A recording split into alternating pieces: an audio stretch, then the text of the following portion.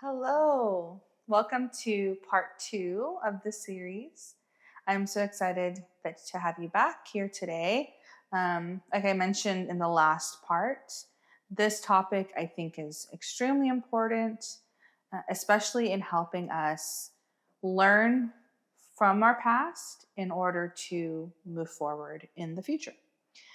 So, if you haven't watched part one, I would really encourage you to go back and listen to that to kind of get a good basis for what today's episode is all about.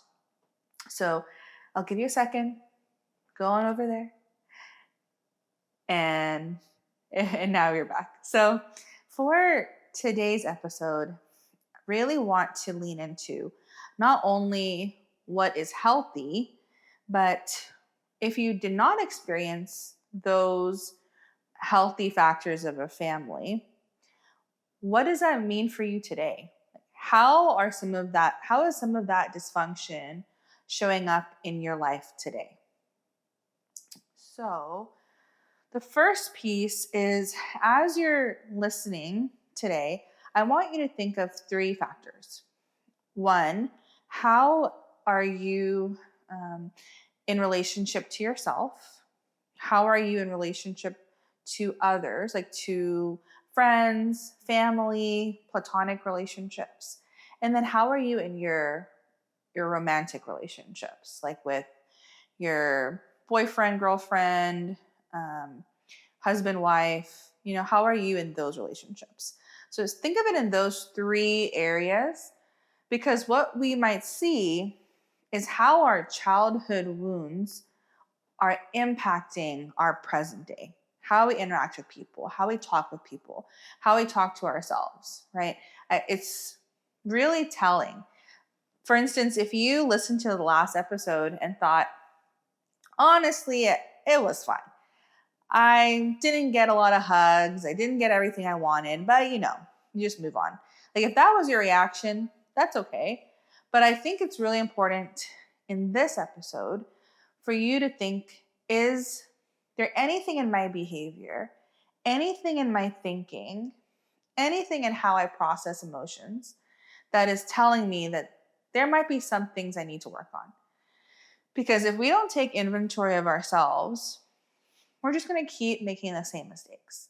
One really interesting thing that I've heard is people, for instance, who get remarried with multiple marriages, they end up seeing the same issues in each marriage, right? They are ending in divorce, they're marrying new people, and yet they're still seeing the same issues over and over again. Why is that? It's because there's no real change of themselves, right? It's the same thing when we tell ourselves, oh, once I get to college, this is going to be different. Once I move to this new city, my life is going to be different, right? We have this idea of kind of like location fallacy is the term, where once I get to that place, once I reach my 30s, right, it's not always location, but it might be a milestone. It might be once this happens, my whole life is going to be different, right? Because we mistakenly think these external factors are what's impacting us, when in reality, it's us, right? I'm the thing that's actually impacting my life, right? Who knew? But that's the question, right? Like, I need to take inventory of myself, my choices, my beliefs. And if I don't do that, I'm really doomed to repeat the same thing over and over and over again and have absolutely no recollection, no idea of why. And we end up blaming all these other factors, other people, our situation. The reality is it's us. Like, what can we do to change? And until we're ready to really, yes, those things matter. And of course, I think systemically, there's all sorts of things that can get in our way. But at the same time, if we don't take inventory of ourselves, we will just perpetuate a lot of the same issues, right?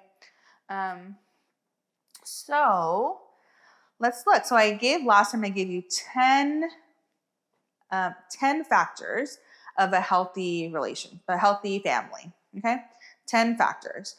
So today I want to take those same 10 factors and ask us, okay, if that wasn't achieved the way it should have, how does that impact the way I show up in the world? Okay. So the first factor was communication. So if that goes well, if my family shows me proper communication, then I'm probably going to have a much easier time being open, honest. I'm going to be okay with stating what I need, being direct about my needs, right? As I'm talking, I'm thinking about more things. So, like, one thing to consider with why our family impacts us is actually our family is there to model and teach us how to do all these things, right? If my family, my parents don't know how or aren't there to teach me how to communicate, then I'm not going to know how to communicate, right? It's like if your parents don't teach you how to brush your teeth, or they don't teach you how to drive a car, or, so on and so forth, you're not going to know. It's not something you're just born knowing. These are things someone has to teach you. And in the same way, when we look at how to be a person, how to live in the world, no one can teach you that besides your family, right? And eventually we have to go outside of our family to learn these things. But in actuality, we have to first unlearn what our family taught us. Because no matter what, your family is teaching you something. It's teaching you how to be. And then eventually, as we get older, we might realize, oh, that's actually not very helpful. That was not very helpful for me to learn that. And so in our older age, we have to unlearn behavior. Hopefully, we can unlearn this behavior and then eventually learn some new habits or new ways of thinking. So that's something to consider. All of these things, why they impact us so personally is because we're taught how to communicate. We're taught how to be with people. We are taught how to be resilient, how to commit, how to have boundaries by observing our family, observing our parents. And that's why we have to recognize some of these unhealthy habits, because we might not even realize they're unhealthy. We may not even realize that these are things that not everyone does or that are making our lives more complicated. So if you don't know, oh, I'm doing this thing, all my relationships are failing, all my friendships are failing, it must be them because I'm fine, right? If we have that thinking, oh, it must be them, it's not me, then we're not actually able to make any changes. But once we can recognize, okay, how did I play a role in this? Then we can actually see some change, right? If we only look at our partner, for instance, we only look at our spouse and say, oh, if they would just change, my life would just be perfect. You've already lost. Because there is no partner that is so far gone where they're the complete reason why any relationship fails. We all have a role in some form or fashion that is contributing to the dynamic, right? And so we need to be able to step back. So I'm going on so many tangents, but I think these pieces are so important as we discuss how these 10 factors are impacting you. Okay, so we talked about communication. If it goes well, I can be open, I can be honest, I can say what I want to say and not feel any kind of hesitation, right? Or at least maybe very little hesitation. But if communication isn't really taught or isn't really healthy, communication isn't upheld, then we'll communicate in a lot of ways that aren't helpful. We might think, my partner should just know that I didn't like that.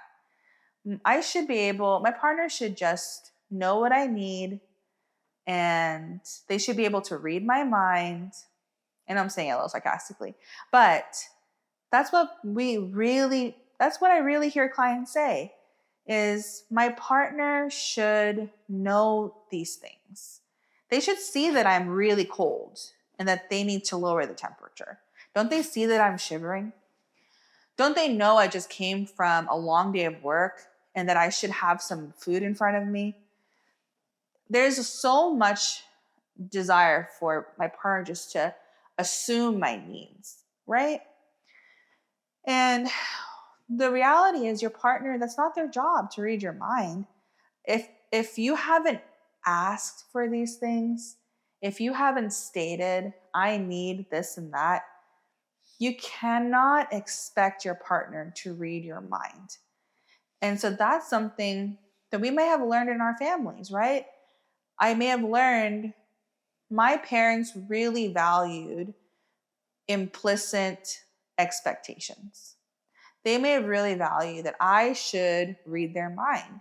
And if I don't read their mind, I'm going to get in a lot of trouble. So therefore, everyone must have this ability. The reality is, that's not something that's fair to put on anyone. So if you have a need, it's so important to voice it, right? And if you voice your need and your partner still isn't meeting that need, that is a completely different issue. But really asking yourself, how do I communicate? If my needs aren't being met, if we're arguing all the time, if I feel unheard, is there anything I am doing that's contributing to not being heard? Is there anything I'm doing that's impeding our ability to communicate well? So that's something really important to think about. The other piece, the second factor, was togetherness. And that is really having a sense of belonging, a sense of family, right? Like we are one. If that's not there, often, like I mentioned last time, you can feel like an outsider. I don't really belong here. How, if that happens, how can that impact you in the present day? Well, there's a lot of things. It might even keep you from getting into relationships. Maybe you never feel like connected to someone because you always feel like an outsider. It could be that you don't know how to be, like you're always second guessing, right? Like, do they really like me? Do they really want me here? I'm not that interesting. I'm not as funny as that person. I'm not as interesting. I don't make enough money. So if there's a lack of belonging, we might be questioning our own self-worth. And that can impact, maybe you're in a relationship, but you're constantly thinking, they're gonna leave me. They're gonna break up with me. They're gonna figure out that I'm the most boring person in the world. They're not gonna want to be with me, right? And so if that happens, if we have that in our past, in our history, then we're much more likely to project that onto our partner, right? Even our friendships, we might have a really hard time making friends because we're thinking, oh, like they'd rather not be here. Like they don't even want me here, right? So that's something to think about. If you have an issue with that, it could be that there was an issue with feeling like a sense of belonging within your family. The third one, sharing activities, doing things we enjoy together. That goes really hand in hand with the sense of belonging or togetherness. Because if I think to myself, no one really likes what I like, no one's interested in my interests, right? Then maybe we will isolate ourselves and say, well, I'm only going to hang out with people who like what I like. I don't want to spend time with people who don't like everything I like. That may be an issue as well, right? In reality, it's really wonderful to be able to spend time doing things with people you love, even if it's not something that's your favorite thing to do, but you're just spending time together, right? And that's sometimes really a wonderful experience. Like my husband and I, we have really, how you're getting older is when you like to watch birds. Bird watching is like the thing, I think, once you hit your 30s. And if you haven't reached that yet, it's probably coming. Just wait. But we were talking about like, hey, let's go out and watch some birds and look at, it may not be like the number one thing that I thought of doing that day, right? But to do it together and be like, oh, this is something we can do and share this activity, right? That's just one example. But imagine if, as a child, you told your parents like, oh, I really want to play Pokemon. Like, can we play a game of Pokemon together when you're young, right? Or you really wanted your family to watch a movie that you liked, but they always said no, or no one was really interested. What does that teach you about yourself? It teaches you that people aren't going to invest in what you enjoy, that your interests don't matter, right? It communicates that to a young child. So in the same way, we might start to hide our interests. We might think, well, no one else really may want to join me in this. And so we hide a part of who we are, or we maybe won't share that with the people we love. The fourth one is affection. So that is, an interesting one. I think children who don't get a lot of physical affection can sometimes grow up to be adults that really hate physical touch, right? That they don't like to experience that because it's not something they maybe grew up with, right? A lot of things that our love languages are often affected by a couple of factors. One factor is I never got this, so now I hunger for it. Like, no one ever told me any words of affirmation, and that's all I want to hear. Or no one ever really spent quality time with me, so that's all I want. I want you to spend time with me. So that's one way that love languages can appear. I think a second way they can appear is also if we had too much of something or too little of something. And so I think in that same way, like physical touch, if we've never been touched, then of course, like if someone is touching you all the time, you're going to get overstimulated, right? So it's so interesting how affection as what we received as children really can impact us in our adulthood. And maybe in a future episode, we can talk about attachment styles, because I think this has a lot to do with that. The level of security that we get from our parents can impact how we interact with people in our adult world. Right? All right, the next one is support. So, of course, if this goes well, we feel like we expect support. Like, oh yeah, people are going to be there to help me. They're going to help me get through difficult situations. But if this is not an area that you received as a child, then maybe it means you don't ask for help, right? You need something, you're not asking anybody. You're like, I can do it on my own. I don't need anybody's help. I don't need to bother anyone. I can do it on my own. And actually, I don't think it's always met with resentment either. There is this feeling of acceptance. I know, it's just this belief of, I know no one's going to help me. And if they do help me, it's not really going to be what I actually need. So yeah, I'm just going to do it myself. So I think that is what can happen if we don't receive support. The other option is that we are really upset all the time, that no one is supporting us and we're alone in the world. So often I notice if we don't receive something, it can go one of two ways. Either we accept it as real and we move in the world without any issue. Like, I don't need anybody, I'm fine. Or we move in the world with a really heavy heart, with maybe more of a victim mentality, that nobody was there for me. I suffered, and this is why I'm like this. I think people often choose one of these two paths. And it's kind of like what we see with the support. It's either, yeah, I never expect anyone to support me. Why would they? I can do it on my own. I don't need anyone. Or it's, yeah, everybody hates me and this world is horrible, right?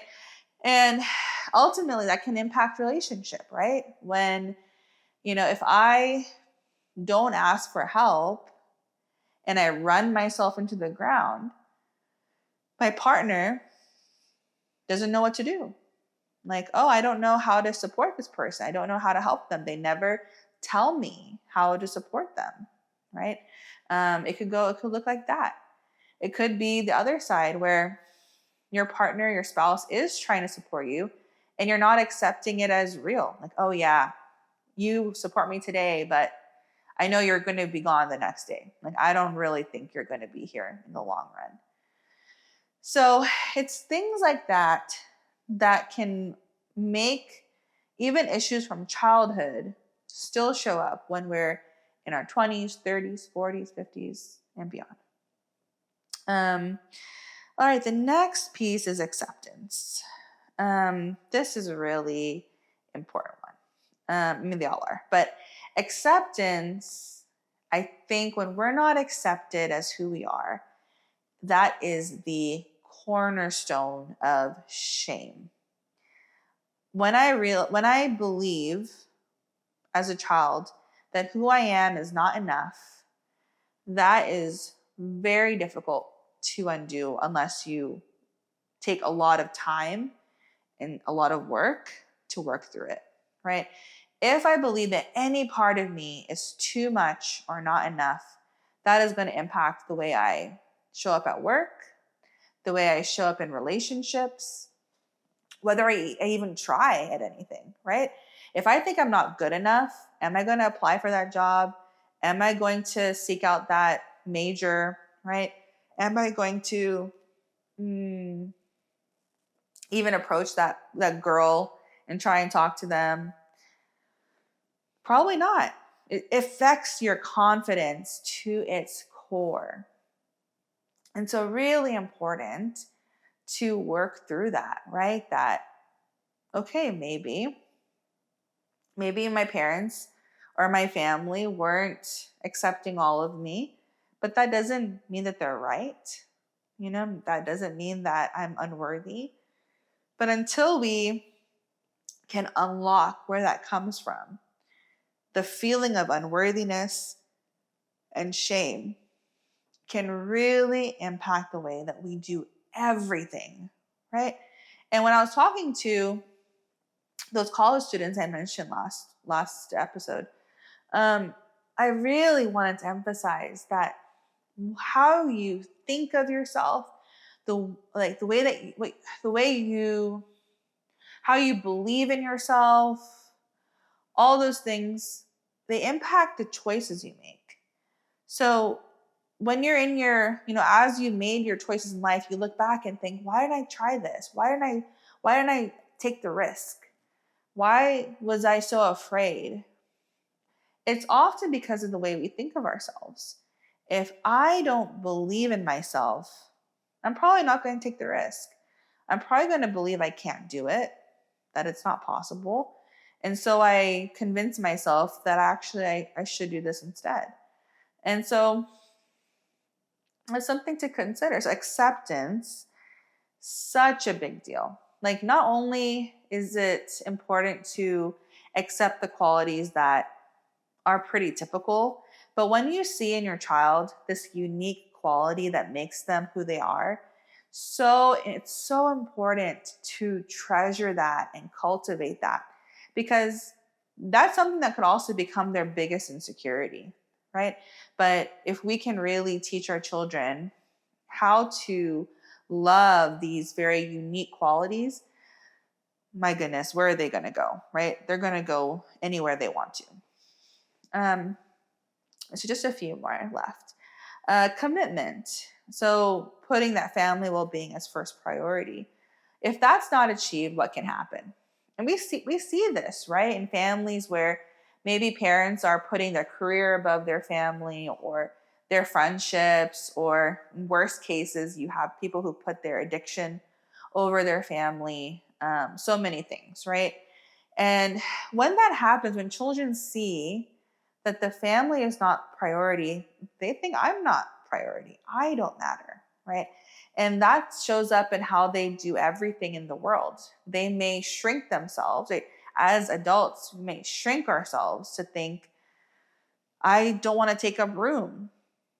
I don't want to think that I should be here, that I deserve to be here. You're gonna think I don't deserve to be here, right? That other things are more important than me. I shouldn't ask for anything. I shouldn't expect anything.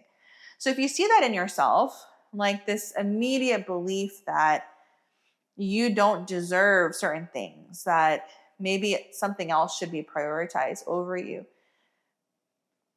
yeah, maybe there's something here.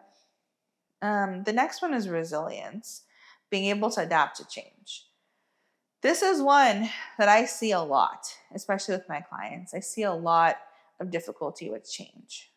And it could be from a lot of things. I mean, as children, if we experience a lot of change, like maybe our family moved a lot, maybe we shifted schools a lot. Those are just a few examples. It could even be like if your parents had a lot of people who stayed with you, like a lot of people in and out, family in and out, just a lot of change. Then it's something that we are, as children, we're like, oh, I never had any feeling of stability, right? I never had a feeling of like, this is my home or this is normal, because everything was changing, right? And so there's two things I think that can happen. On one end, we hate change because it reminds us of that instability in childhood. We want to see consistency. And so anytime there's something that changes, like the end of a semester, or maybe your boss is leaving, or your partner now has what's it called when they go up? When they get a raise or they're hired to a new position. It could be that you're having a new baby, or, so on and so forth. That any change feels dangerous, right? Then on the other end, you have people who hate stability because stability feels abnormal. Change actually feels normal. And so you're constantly doing things that force yourself to move all the time, or to never stay in the same place more than for like a year.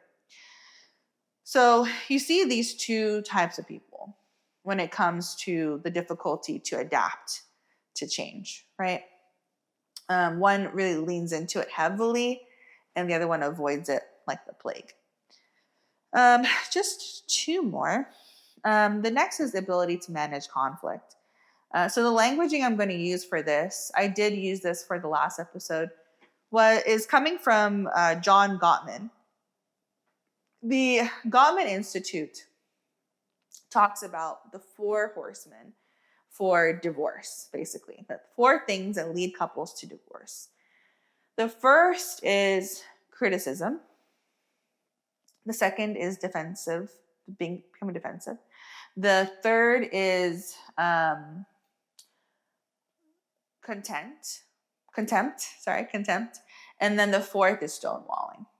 So with each of these, it's how you not only manage conflict, but also how you communicate. So if you're constantly criticizing your partner, then you're just berating them, you're pointing out all of their flaws and insecurities. If you are defensive, you have a wall up immediately when you hear that criticism. Then contempt is really putting your partner down. And that can be in the form of cursing at them. It can be in the form of lying to them, infidelity, anything that really has a less than, I'm putting them down. That's contempt. And then you also have stonewalling, which I mentioned last time as well, which is where you completely shut down and Maybe you don't talk for hours, days, weeks, but stonewalling can be extremely impactful. But these are the four. If you see them in your marriage, then that's extremely dangerous and very important for you to seek some form of therapy, even if you see more than one or two of those. So don't wait for all four to appear. But once you, if you see any of them, it's a red flag. But this is where, if your family showed any of those four things, there is a high likelihood that you are going to display those things as well. Because like I mentioned earlier, what you see is what you think is normal. Like if I see that criticism is how my parents talk to each other, then I'm going to think that's how you're supposed to talk to people, right? And so I think it's really important to analyze yourself and think, what am I doing? Is what I'm doing working? That's actually the most important thing. Is what I'm doing leading to resolution? Is it leading to a peaceful home? Is it leading to, good conversation and togetherness and belonging? Or am I contributing to the dysfunction? And it's about asking those questions, because honestly, if we saw things as children, there is such a high likelihood that we're going to repeat it as parents, as ourselves, right? As adults. And so important to take inventory, like I've been saying. So how do you manage conflict? And then the very last one is clear boundaries and expectations. So if you're someone that was able to see that, wonderful. You probably are able to say no. You're able to set limitations. You're able to not feel guilty when you have to do those things, right? But if you're someone that never saw how to set clear boundaries, how to be clear about your expectations, then there's a good likelihood that you are having a really hard time not people pleasing. You're having a hard time saying no, setting expectations for people. You're probably having a really hard time at work, like taking on way too much, not letting your boss know when it's too much for you.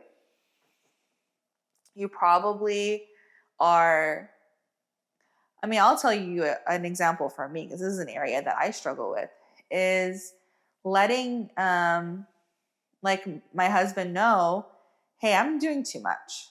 Like I am exhausted. I can't do anymore. And like I mentioned in, I think our first episode for this season, I'm pregnant and I'm learning how much I now have to say no. And it is exhausting for me to say no all the time. And that just goes to show I'm not used to it. I'm not used to saying no. I like to be a yes person. I like to be helpful. Right? But that's one way of seeing it. But the other way is I don't know how to set boundaries. I don't know I'm learning how to let Presley's my husband's name, how to let him know, oh, I cannot do this. I need to sit down, or, whatever my need is. So it's just so important to be able to do that, because when I'm not able to do that, I will grow in resentment, right? I will think, well, he should see that I'm struggling. Doesn't he know that I'm pregnant? Like, those are the thoughts you would have. When in reality, it's my job to let him know what my limitations are. I need to be confident to say that, right? And then we have peace, right? I can sit down and he'll help me with whatever I need help with. But it's being able to do that as an adult that maybe I didn't see when I was younger as much. But that doesn't mean I can't do something about it today. And that's why I want to give all of you this episode today, to say there is hope. If you're seeing yourself do these behaviors, if you see yourself struggling with how you show up in the world, that doesn't mean that it's over, right? So I just want to give that hope to you, and stay tuned for our next few episodes as we continue on with the subject of dysfunctional families. Okay? Thank you. Bye.